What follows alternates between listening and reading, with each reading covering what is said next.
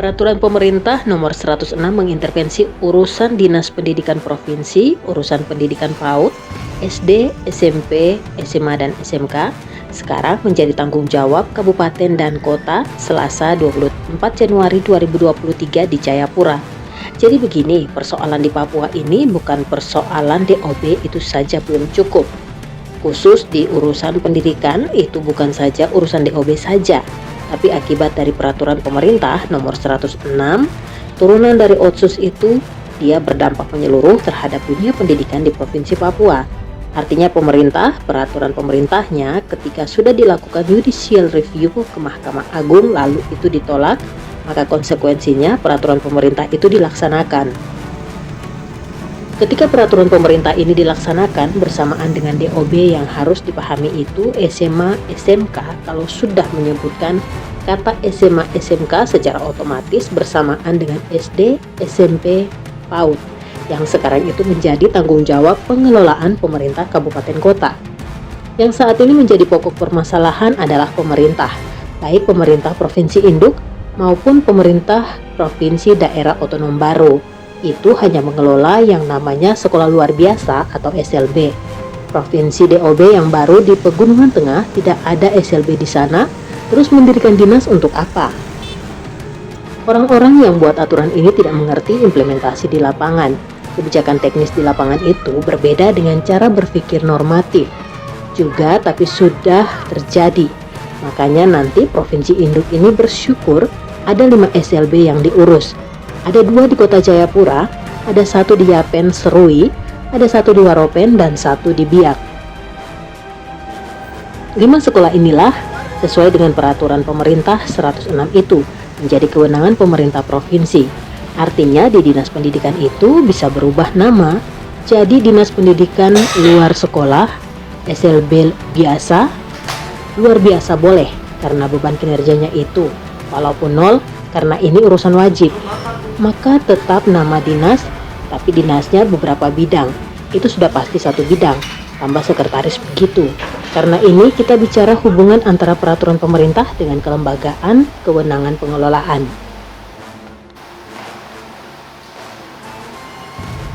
Lalu itu ditolak, maka konsekuensinya peraturan pemerintah itu dilaksanakan. Ketika peraturan pemerintah ini dilaksanakan bersamaan dengan DOB, yang harus dipahami itu bahwa SMA, SMK kalau sudah menyebutkan kata SMA, SMK secara otomatis bersamaan dengan SD, SMP, PAUD, keaksaraan itu menjadi tanggung jawab pengelolaan pemerintah kabupaten kota.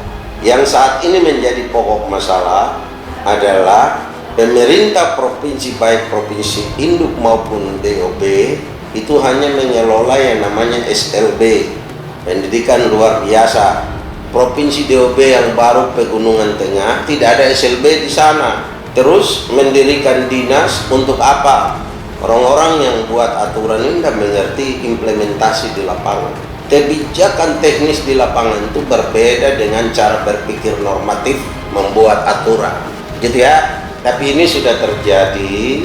Maka nanti Provinsi Induk ini bersyukur ada 5 SLB yang diurus. Ada 2 di Kota Jayapura, ada 1 di Yapen Serui, 1 di Waropen, 1 di Biak. 5 sekolah inilah sesuai peraturan pemerintah nomor 106 itu menjadi kewenangan pemerintah provinsi. Artinya dinas pendidikan itu bisa berubah nama jadi Dinas Pendidikan Luar Sekolah, SLB bisa. Luar biasa boleh, karena beban kinerjanya itu walaupun 0 karena ini urusan wajib, maka tetap nama dinas. Tapi dinasnya berapa bidang, yang sudah pasti 1 bidang tambah sekretariat, gitu ya. Ini kita bicara hubungan antara peraturan pemerintah dengan kelembagaan. Kewenangan pengelolaan adalah mereka yang menerbitkan peraturan PP, itu berarti Kementerian Pendidikan, plus yang mengelola mulai dari PAUD, SD, SMP sampai SMK, berarti pemerintah kabupaten kota. Seluruh hal yang berhubungan SMA, SMK hari ini putus, tidak boleh diurus oleh pemerintah provinsi. Ini kan maunya aturan seperti itu. Jadi silakan dilanjutkan oleh teman-teman kabupaten kota. Kita juga berterima kasih untuk tidak ngotot-ngotot untuk harus urus. Yang pasti perlu diingat, ini dicatat, ini menjadi prioritas. Ketika pemerintah pusat datang berbicara tentang apa saja menyangkut pengelolaan PAUD, buta aksara, SD, SMP, SMA, SMK, jangan datang berbicara berurusan dengan pemerintah provinsi, baik provinsi induk maupun provinsi DOB. Karena kewenangan itu bapak-bapak sudah putuskan di dalam PP 106. Silakan langsung ke sana. Itu kan yang maunya orang pusat, ya tak? Tidak boleh orang pemerintah pusat dari semua kementerian teknis terkait bilang itu dia tidak tahu. Anda punya kewenangan melakukan evaluasi terhadap regulasi. Berarti PPP ini sudah, PP 106 sudah dievaluasi oleh Kementerian Teknis. Disahkan, kita uji coba dengan gugatan kepada MA untuk menggugat karena pokok masalah ini. Tapi MA tidak menjawab apa yang menjadi kebutuhan kita hari ini. Jadi ingat, Papua ini bukan masalah soal DOB saja, masalah amputasi kewenangan di pemerintah provinsi sesuai PP 106. Catat baik. Jadi pokok masalahnya seperti itu. Tapi bagi kita sedang berpikir pelaku pendidikan, kita pikir itu masalah. Tapi teman-teman yang lain itu pikir itu tidak masalah. Oke, kita anggap tidak ada masalah ya kalau di Kota Jayapura, kabupaten, provinsi, kabupaten, provinsi induk, provinsi Pemekaran, di kabupaten yang sudah maju akses tidak apa. Tetapi yang kesulitan akses layanan yang selama ini tertinggal di era konflik. Urus PAUD, SD, SMP aja sudah susah. Sekarang mau masuk di SMP.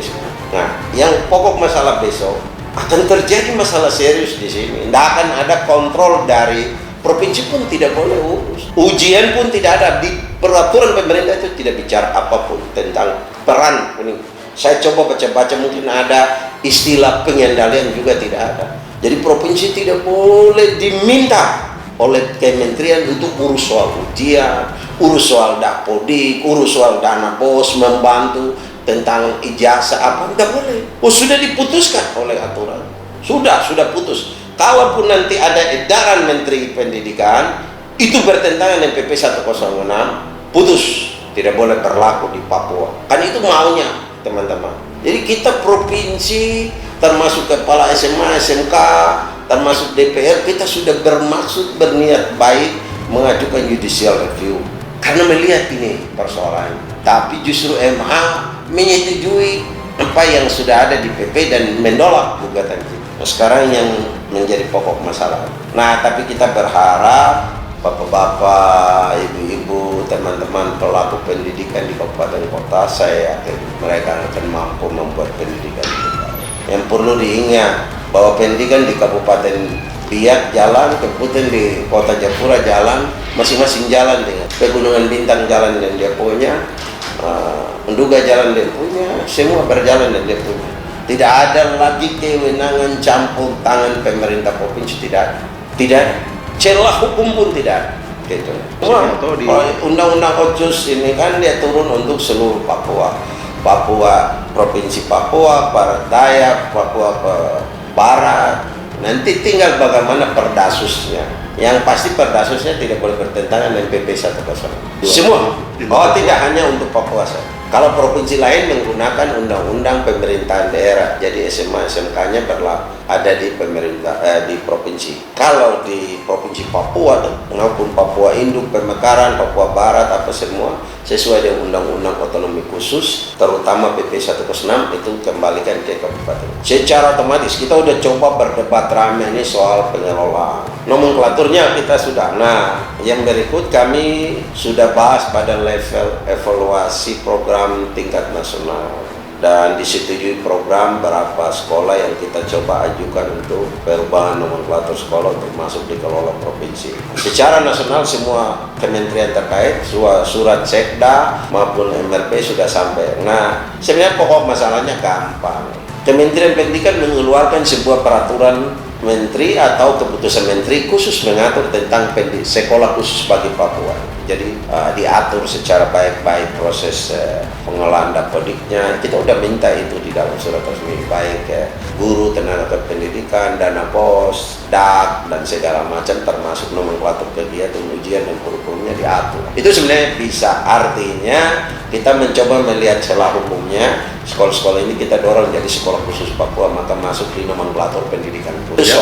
Itu kita sudah ajukan, tinggal kementerian mengikuti apa yang Papua. Sebenarnya niat baik pemerintah provinsi itu baik untuk membantu, tapi kalau memang ditolak ya tidak ada masalah, kita tidak repot, tidak susah bekerja gitu.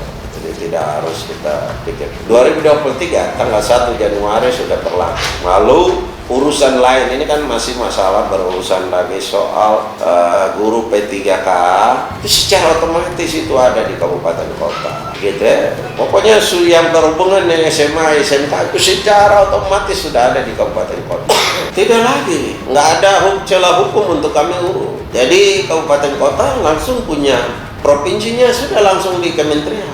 Kami tidak punya bawahan kabupaten kota, celah hukum tidak ada, kami sudah pecahkan ini semua. Tapi kalau SLB kami urus sampai di kampung bisa. Dari sudut lain semua tidak ada. Saya tahu ada yang garap tentang bagaimana guru dan segala macam yang Bapak tanya. Tapi kalau kementerian mengeluarkan perintah, surat perintah menteri maupun keputusan menteri tentang pengelolaan guru tenaga pendidikan lalu dikelola oleh pemerintah provinsi, itu bertentangan dengan PP 106. Dia harus merevisi PP 106 baru bisa memberikan kepercayaan ke kita. Hal yang berikut ini Pak, jangan coba datang minta tolong pemerintah provinsi untuk tolong data ini, cari sendiri, karena itu konsekuensi dari aturan. Gitu. Untuk apa Anda ada di kementerian? Tim melakukan filter terhadap kewenangan seperti itu. Begitu. Nah, saya sudah coba pecahkan ini, bahas pada level kementerian, Kementerian Pendidikan, Kementerian Dalam Negeri, Dirjen Keuda dan Dirjen Bina Bangda, begitu juga Kementerian Keuangan. Sudah kita bicarakan. Jika yang kita perjuangkan ini bukan kepentingan kita, perorangan atau kelompok, ini untuk kepentingan menjaga bagaimana kestabilan. Tapi kalau itu dilakukan, kita udah putus. Silakan diurus di sana. Jadi jangan kita sibuk dengan provinsi, urus SLB dan akademi komunitas, titik, dua itu. Di luar dari itu tidak ada. Nah, mudah-mudahan perjuangan kita di sekolah khusus itu bisa direspon. Sudah di kementerian lainnya, bahkan slotnya untuk perencanaan penganggaran secara nasional sudah oke. Tinggal Kementerian Pendidikan mau dah mengeluarkan diskresi tentang pengelolaan sekolah khusus itu. Diskresi itu ada di kementerian, membuat kekhususan. Jika itu tidak, jangan bicara otonomi khusus di dalam dunia pendidikan. Nggak ada kekhususan di situ. Hanya bolak-balik kabupaten, balik ke provinsi, bolak-balik biasa saja. Biasa. Enggak. Memang ya kondisinya begitu. Kita hanya boleh memberikan sumbangan pemikiran tentang kondisi yang kita hadapi.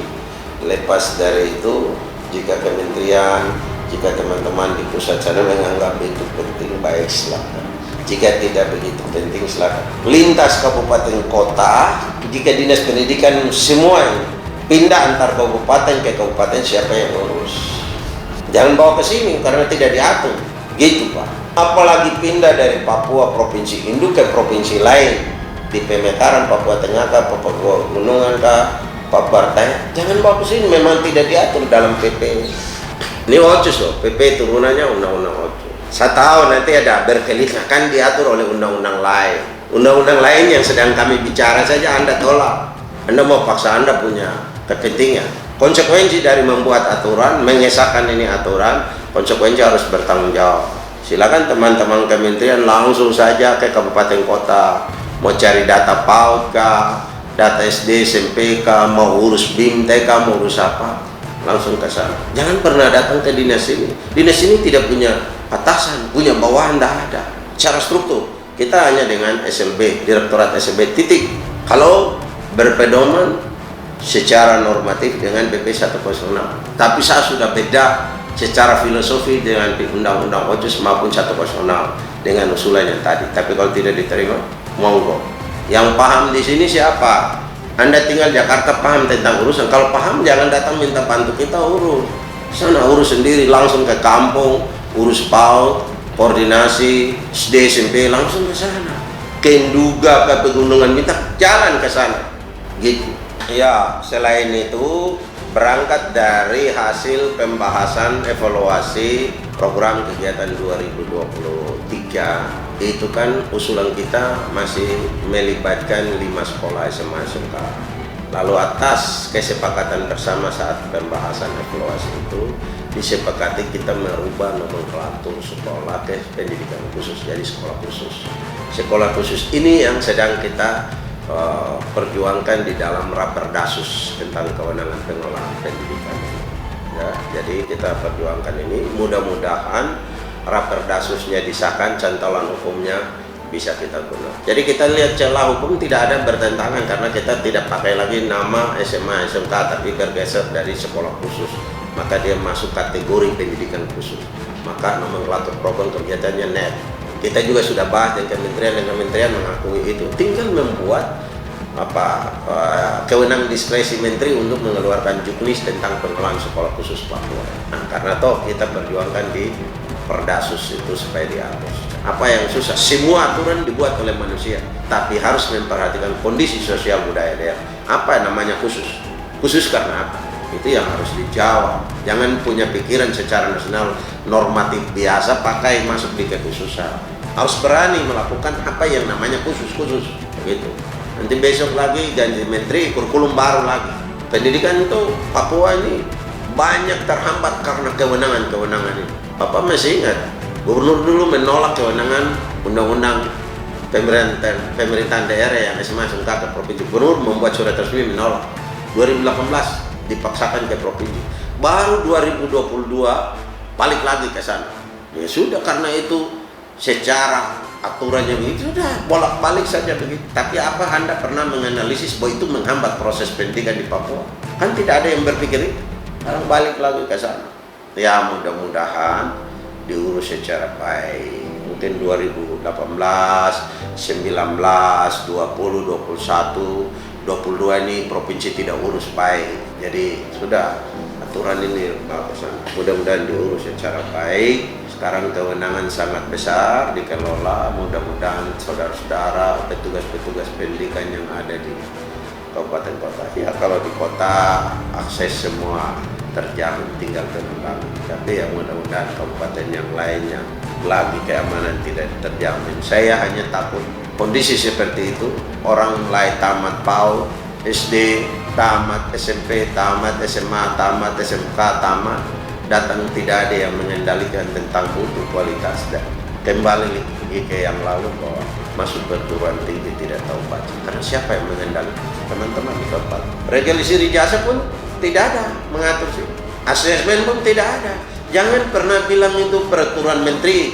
Jangan pernah sebut keputusan menteri. Tidak bertentangan. Ini sudah otomatis bertentangan dengan PP 106.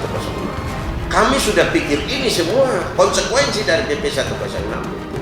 Maka kita ajukan judicial review. Orang tidak ngerti ini. Karena apa? Regulasi itu untuk apa regulasi kalau implementasinya bermasalah? Saya belajar ilmu kebijakan publik. Saya melihat sebuah kebijakan itu memulai dari filosofi lahirnya kebijakan ini dan bagaimana harmonisasinya, bagaimana implementasinya, bagaimana evaluasi. Terus dilihat, itu konsekuensi. Jadi ya kita usahakan. Kita belum dapat respon surat Pak Sekda dan MRP, belum direspon tertulis oleh kementerian apa yang kita inginkan. Mudah-mudahan gitu ya. Jadi kita khusus di sektor lain, tapi untuk sektor pendidikan betul-betul dalam posisi itu. Gak apa-apa, itu biasa saja. Malah provinsi ringan berpikir dan bekerja. Nah, ini pegawai 300-an urus 5 sekolah SLB. Ini akan terjadi gini ya. Ini mudah-mudahan analisis saya terlalu jauh mudah-mudahan, tapi akan terjadi. Saudara-saudara di Provinsi Pegunungan Tengah, kan tidak ada SLB di sana.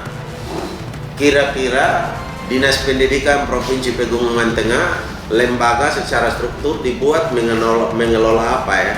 Sekolahnya tidak ada. Nanti kalau dipaksakan harus kelola sekolah, buatlah SLB. Syukur-syukur ada anak-anak yang memiliki persyaratan tentang kebutuhan khusus itu. Kalau tidak ada, bawa anak-anak yang normal, yang anak-anak yang punya inteligensi bagus, bawa masuk di SLB.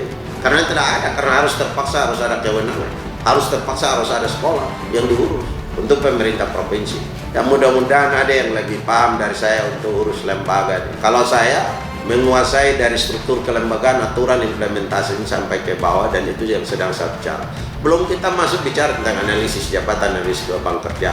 Bagaimana beban kerja untuk membuat sebuah struktur kelembagaan. Apa yang terjadi? SLB yang kita punya 5, kalau sesuai anjap ABK cukup satu seksi. Baru yang tidak ada mau buat apa?